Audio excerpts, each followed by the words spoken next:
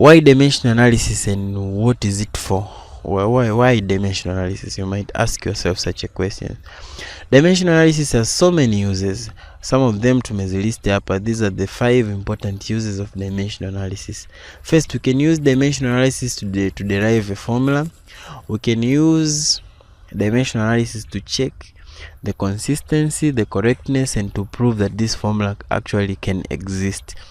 We can use dimensional analysis to convert one system of units to the other, kutoka kwenye system moja kwenda nyingine. Kwa mfano, kuna systems za zamani ambapo unakuta walikuwa wanatumia foot, umeona, kupima length, wanatumia inches, umeona, wanatumia lb, zile units za zamani. Kwa hiyo ukitaka kwa mfano kuconvert zile units za zamani kuja kwenye units sasa hivi, tunaweza tukatumia hii dimensional analysis.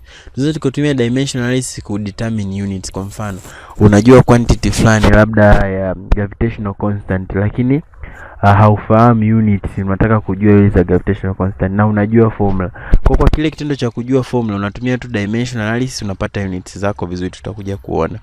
Vile vile dimensional analysis inaweza kukusaidia kukumbuka formula ambayo umeisahau. Ili mradi ukishakumbuka kwamba katika hii formula kuna a, b na c. Subject ilikuwa ni c, ambapo huku the right side kulikuwa na b and c. Kama umesahau zinakaje, kama ni kudivide au ni multiply au ni kuadd au kusubtract, unaweza kutumia method ya dimensional analysis kukusaidia kukumbuka formula ilikuwa imekaaje. So we are going to discuss how each is used as follows. Before we start, kuna kitu cha muhimu hapa ambacho inabidi tujue, ambacho kitatusaidia kusoma smoothly all the uses. What we call the principle of dimensional homogeneity.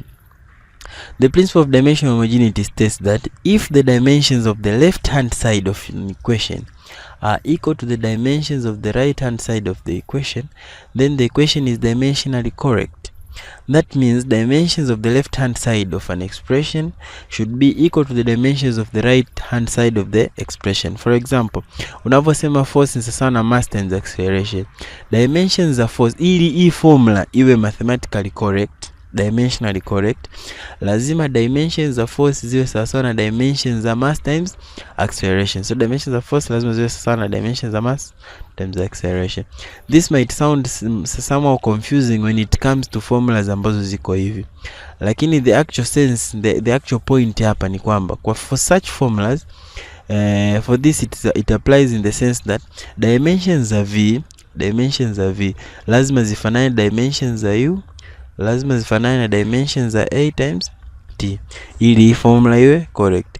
So in this we expect that dimensions za v ziwe sawa na dimensions za u, ziwe sawa na dimensions za a times t.